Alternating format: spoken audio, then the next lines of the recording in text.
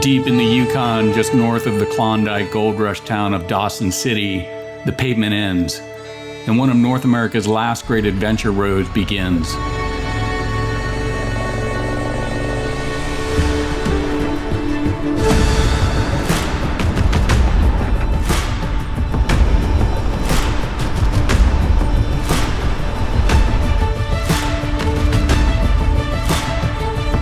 This is the Dempster Highway, an 1,100-mile round trip to the shores of the Arctic Ocean in the small hamlet village of Tuktoyaktuk and back. This is pure wilderness and pure freedom.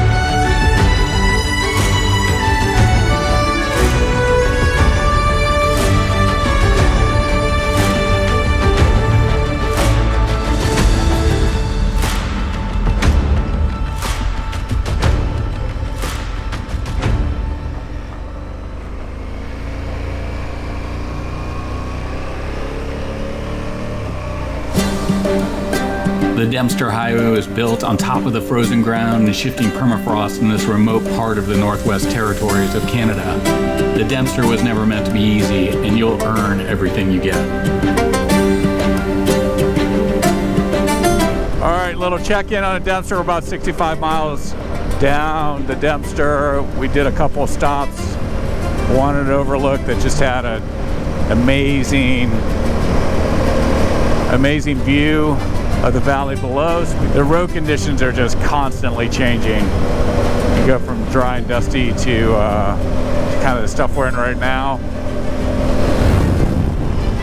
The Dempster carves through mountain ranges in the Yukon tundra, following a trail first traveled over a century ago by a Royal Canadian Mountie named William Dempster.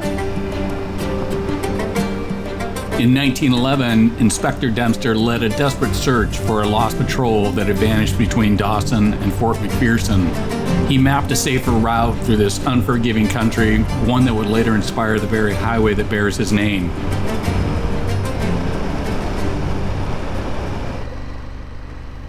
While there was no rain in the forecast, we soon found ourselves on a ridge in a thick fog bank with rain, desperately trying to do everything we could to keep our bikes upright in this slick mud. To say this was intense would be an understatement. I highly recommend you don't take on the Dempster Highway in wet conditions. I thought you went down. Well, I'm going to be going slow as fuck. Yeah, that's totally fine. I saw your light, and then next time I looked you weren't there. I was freaking out. Trust me, I had about 4 close calls about just totally biffing this thing. All right, yeah, this is exactly what we didn't want to have happen. They weren't really calling for rain, but here we are. You really got to be able to see the road to just see where any bits of gravel are that you can get traction off of, as well as trying to avoid any stuff that's starting to get deep mud-wise.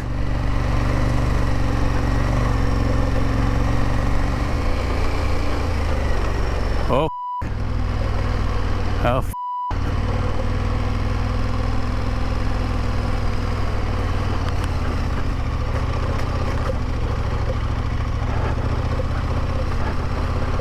like that stuff there.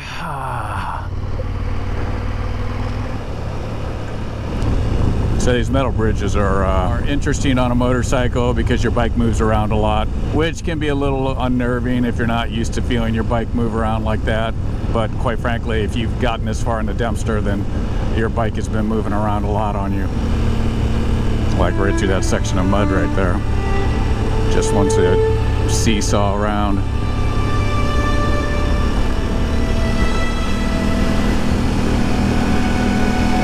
I I think it would be unnerving even more so if you were going across that thing when it was wet. That would be kind of sketchy.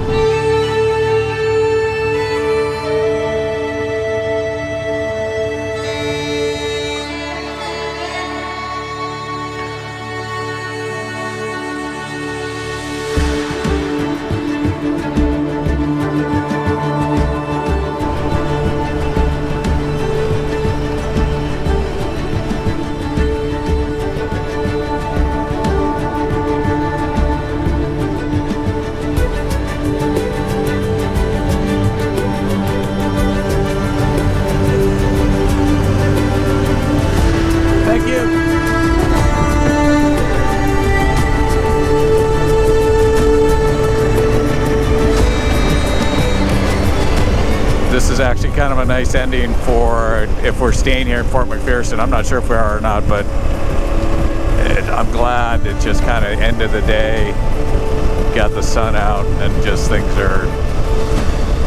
things are just nicer when the sun's out like that.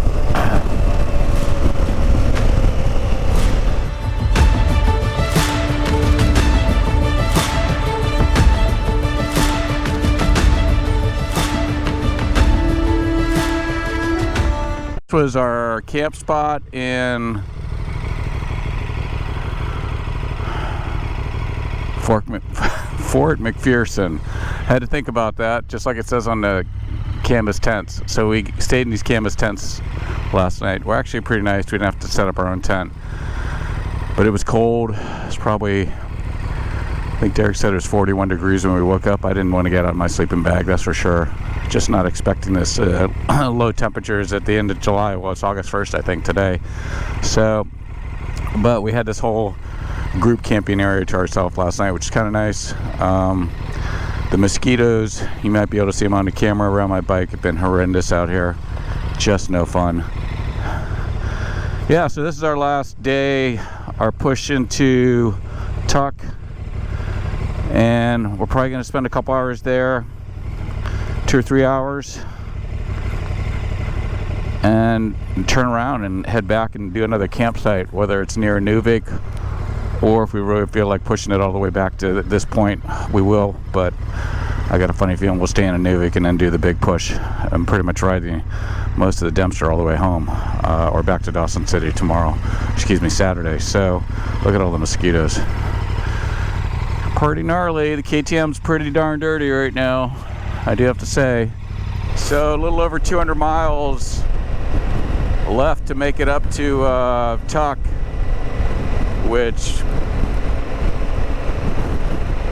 via the maps take about 5.5 hours, which sounds like a long time, and it is, but we did about 13 hours, I think, yesterday. Getting up to Fort McPherson. It took us a lot longer with all the mud and just rainy and foggy conditions that we went through on several points of elevation. So hopefully we are done with that. If I never see that again, I'll be a happy man.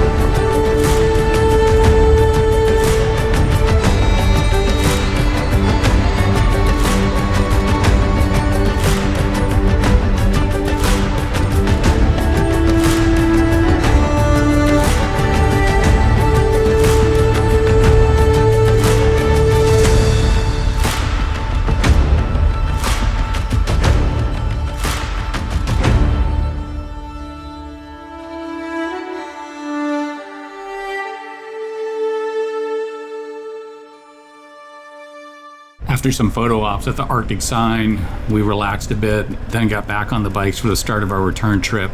Most adventure riders camp and tuck, pitching their tents on the shores of the Arctic Ocean. But we decided to start our journey back to Inuvik or Fort McPherson, a quick stop at the local store for supplies, and we were on our way.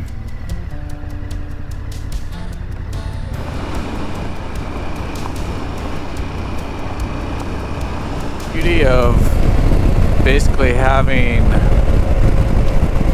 no night, pretty much the sun's out all day long, is you can ride.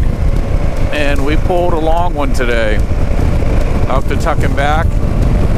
We're rolling back into Fort McPherson. Decided to go back to the same campground that we spent the evening last night.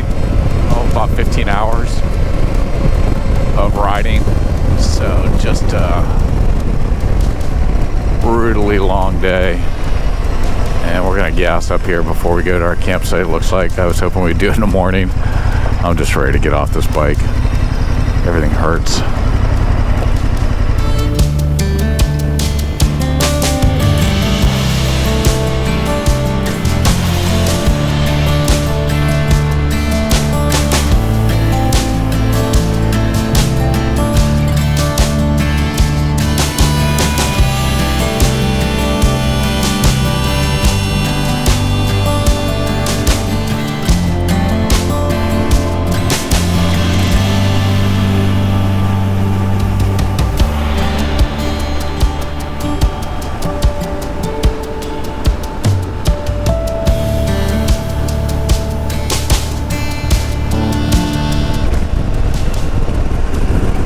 Finish line here. Woo! Dempster done. What a crazy 3 days.